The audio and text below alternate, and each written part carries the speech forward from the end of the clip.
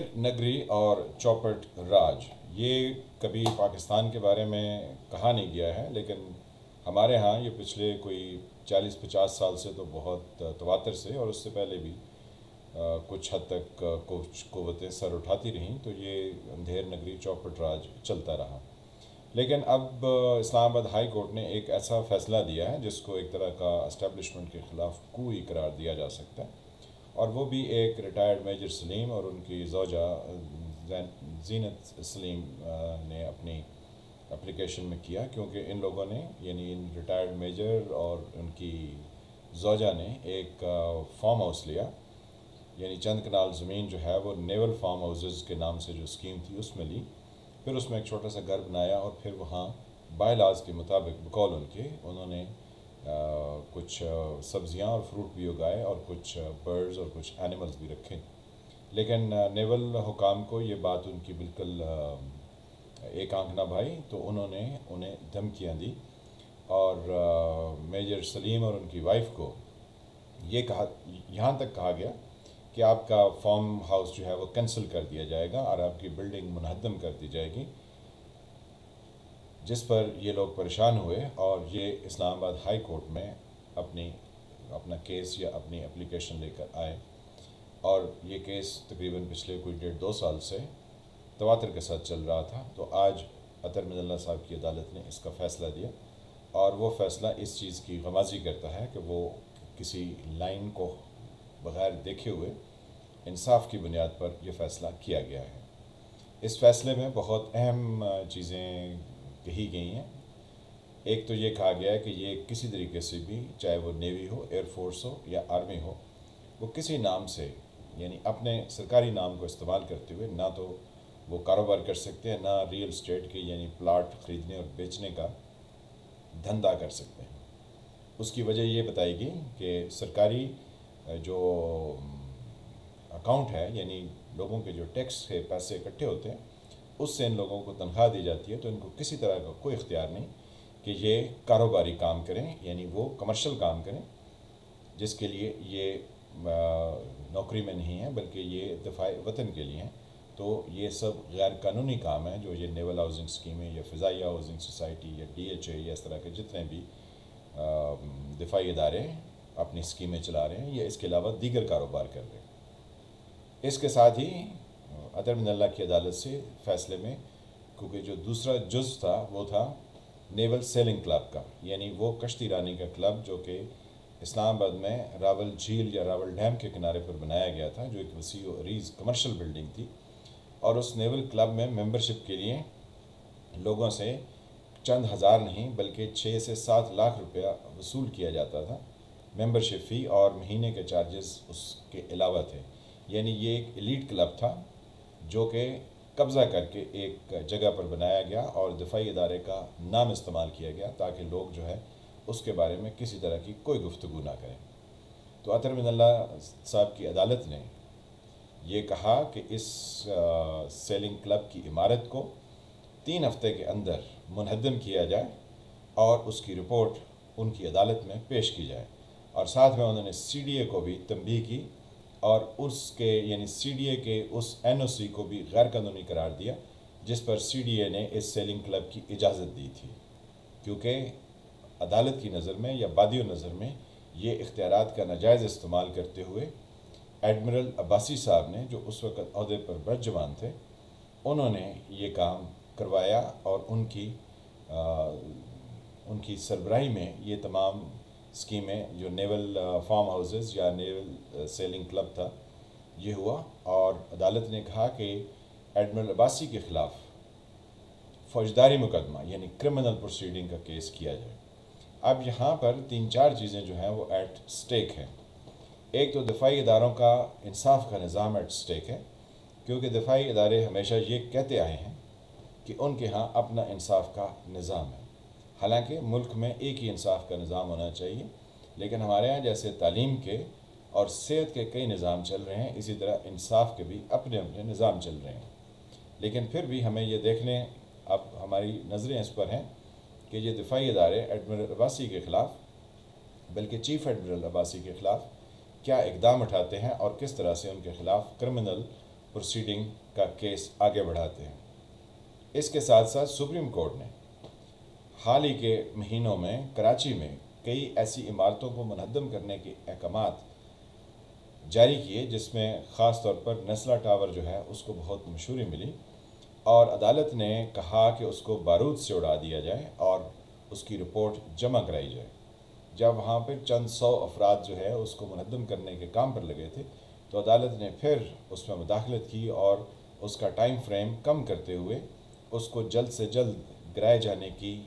जो है वो अहकामात जारी किए और उसको लाइमलाइट में रखा। तो अब ये सेलिंग क्लब को गिराए जाने का हुक्म इस्लामाबाद हाई कोर्ट ने दिया है। तो हम पहले तो ये देखना चाहते हैं कि इसके ख़िलाफ़ कोई मुतासरा फरीक बनता है और अगर वो बनता है तो क्या आया वो intra court appeal Islamabad high court में करेगा, क्योंकि ये सिंगल बेंच ने ये फ़ैसला दिया है तो फिर 2 जजेस का बेंच बनेगा इस्लामाबाद हाई कोर्ट का जो अपील को सुनेगा अगर अपील आती है तो। फिर अगर वहाँ से कुछ फ़ैसला मुख्तलिफ आता है तो फिर मुतासरा फरीक सुप्रीम कोर्ट जा सकता है और सुप्रीम कोर्ट में अगर उसकी अपील खारिज होती है तो बहर सूरत इस कश्ती रानी के क्लब को जो कि रावल डैम पर वाक़ है उसको मुनहद्दम किया जाना है। लेकिन इसके साथ एक इंटरेस्टिंग सूरत हाल ये है कि ये गैर कानूनी है और CDA को NOC जारी करने का कोई इख्तियार नहीं था और जो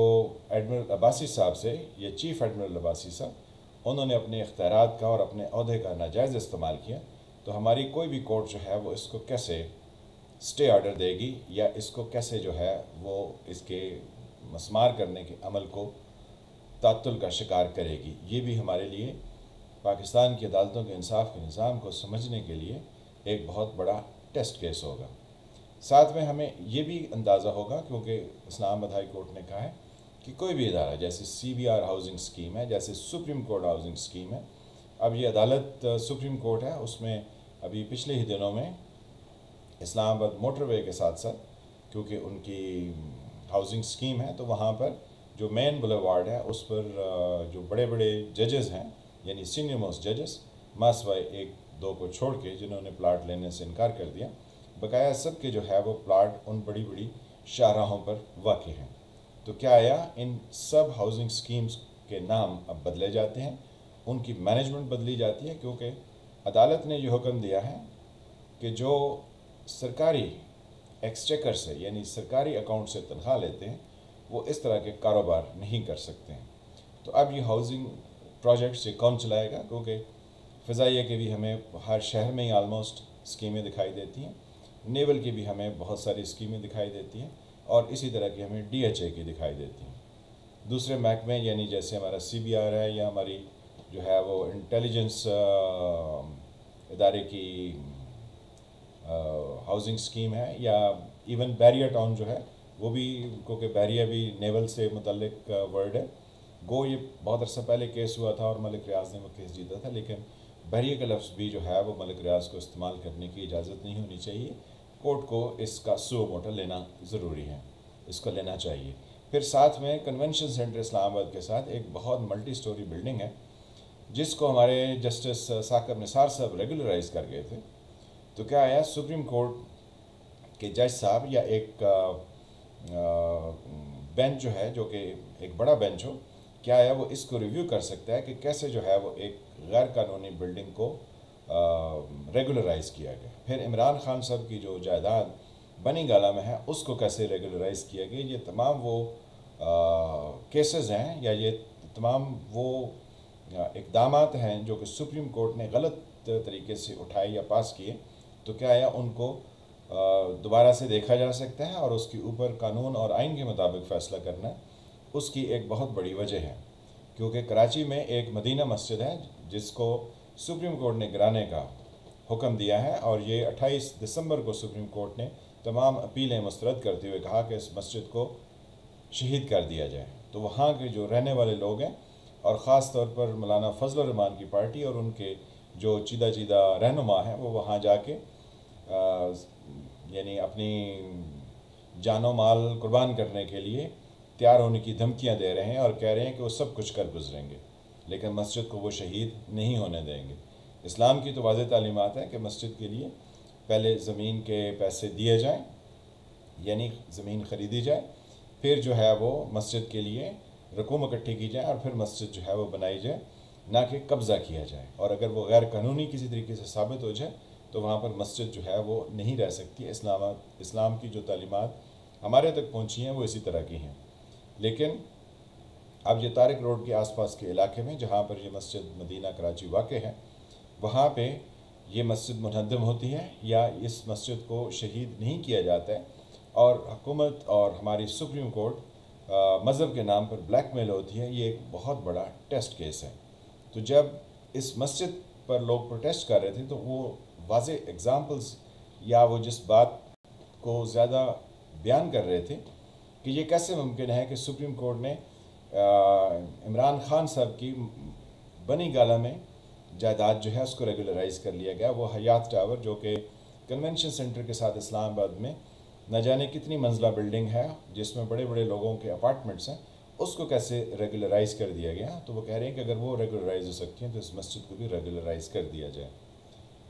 तो कानून की अमलदारी ये कहती है कि ना तो उस मस्जिद को रेगुलराइज़ किया जा सकता है और ना ही इन इमारतों को या इनको जिनको साकिब निसार साहब की कोर्ट कर की गई थी, ये सुप्रीम कोर्ट पर एक बहुत बड़ा क्वेश्चन मार्क है। अब आने वाले वक्त में हमें देखना होगा कि ये कश्ती रानी क्लब यानी नेवल सेलिंग क्लब ये कितने दिनों में गिरता है, क्योंकि इसका हाई कोर्ट ने तो 3 हफ्ते का टाइम दिया है। सूरत हाल बहुत दिलचस्प है और ये पाकिस्तान में इंसाफ के